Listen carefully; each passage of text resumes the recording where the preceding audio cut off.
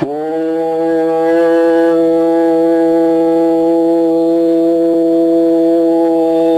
ஈஸ்வரா குருதேவா. ஏதாவது கேள்வி கேட்கணும்னா கேட்கலாம். அதுக்கு விடை கிடைக்கும். நானே சொல்லிட்டு இருந்தேன். ஆமாங்க போட்டுக்கிட்டே இருந்தாங்க.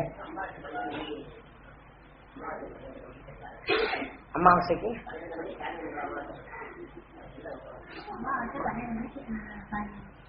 அமாவாசை அன்னைக்கு ராத்திரி 12 மணிக்கு பகல் 10 மணிக்கு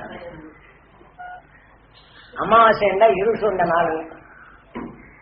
அதாவது சூரியனுடைய ஒளிக்கிறது கிடைக்கிறது இல்லை. நம் மந்திரத்தால் என்ன செய்யறோம், சாமி கும்பிடுறதுக்கு மந்திரம் அதுக்கெல்லாம் செய்து சில யாகங்கள் செய்யும் போதெல்லாம் புஷ்பம் இதெல்லாம் போட்டு நெய் சோமபானம் இதையெல்லாம் போட்டு யாகங்களை வளர்த்துருக்கிறோம் இல்லைங்களா. அமாவாசை இன்னைக்கு என்ன செய்யணும், இந்த உணர்வுகள் இந்த பூமியில தான் சுத்திக்கிட்டு சூரியனுடைய ஒளிக்கிறது ஜாஸ்தி வரவில்லை. அப்ப இந்த நேரத்தில் என்ன செய்யறோம்னா அமாவாசை நம்ம மூதாதைகளுக்காக வேண்டி அவங்க என்னென்ன சாப்பிட்டாங்களோ அதெல்லாம் வச்சு கும்பிடுவோம். எதுங்க நினைவு மறைக்காம நீங்க என்னென்ன சோறெல்லாம் பார்த்தீங்க, எங்களுக்கு இப்படி எல்லாம் வளர்த்தங்க, உங்களுக்கு நாங்கள் சோறை வச்சு கும்பிடுவோம்னு நினைப்பீங்க. அப்ப அவங்க உணர்வு தான் உங்க உடல். இந்த உடலுக்கு வந்த விற்பாடு என்ன செய்யுது, அவங்க உடலுக்கு பிரிந்த விற்பாடு நம்ம என்ன செய்யறோம், சுத்த சாம்பல் எடுத்து கங்கையிலோ ஆத்தங்கரையிலோ கொண்டு கிடைச்சாச்சுன்னா அவர் செய்த பாலம் அங்க போயிடும். ரெண்டாவது வீட்டுக்குள்ள வந்தவங்க என்ன செய்யறோம், அந்த வீட்டுக்குள்ள வந்த உடனே எண்ணெய் தேய்ச்சி தலைமுடிக்கு சொந்த பந்தமெல்லாம் என்ன செய்யறாங்க, நல்ல புது துணி எடுத்து கொடுக்குறாங்க. கெட்டிட்டு போனோம்னா தலைமையில என்ன செய்யறாங்க, மாவிளக்கு நெய் தீபம் விட்டு முக்காடு போட்டு வெளியே அந்த தீபம் அழிஞ்சிடாம கோயில போய் விநாயகர் கோயிலுக்கு அர்ச்சனை செய்தாச்சுன்னா மோசரோகம் போறது சொல்றாங்க. இப்போ தீபாவளி இன்னைக்கு என்ன செய்யறோம், அந்த துருவத்த நட்சத்திரத்தை உணர்வு நாம் எடுத்த நிச்சயம் புத்தாடைன்னா இந்த தீமைகளெல்லாம் நீக்கிட்டு அந்த அணு உணர்வு நமக்குள்ள நிச்சயம் புத்தாடைய போறோம். இங்க என்ன செய்யணும், பாவத்தை போக்கி விட்டு எல்லாம் சொந்த பந்தெல்லாம் பேசி போட்டு உங்க சொந்தத்துக்காக கொண்டாடுறாங்க. புத்தாடையை பிடிச்சு நெய் தீபம் விட்டு கோயில்ல போய் அர்ச்சனை செய்யறாங்க.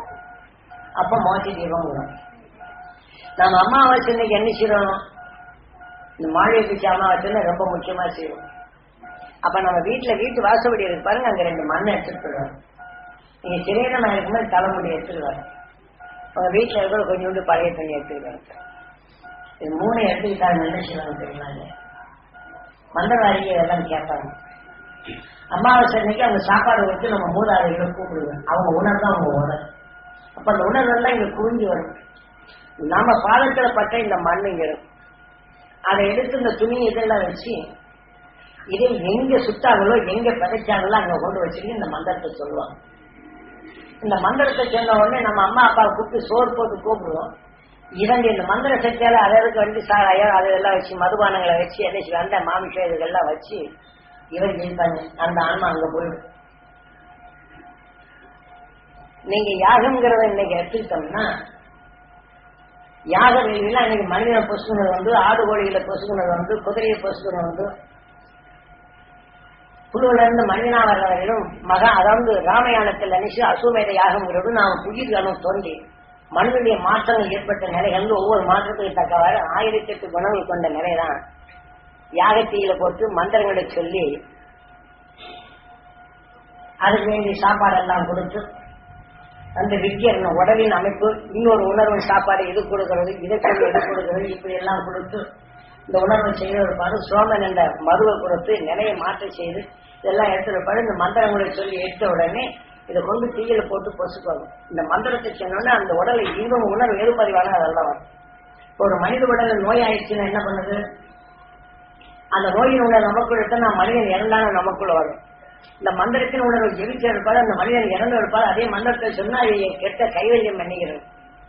இது கைவல்யம் பண்ணி அதுக்கு வேண்டிய பக்குவப்படுத்தி என்ன செய்யறதுன்னா சில குடும்பங்களை ஏவல் பண்ணுறது.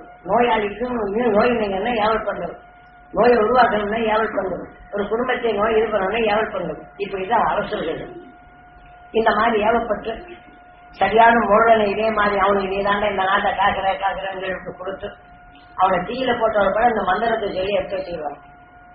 அப்ப அந்நிய நாட்டுக்காரங்க வந்து எழுதுக்காருன்னா அந்த கேட்டுக்கிட்டவங்கன்னா காவல் தெய்வம்னு வச்சிருப்பாங்க.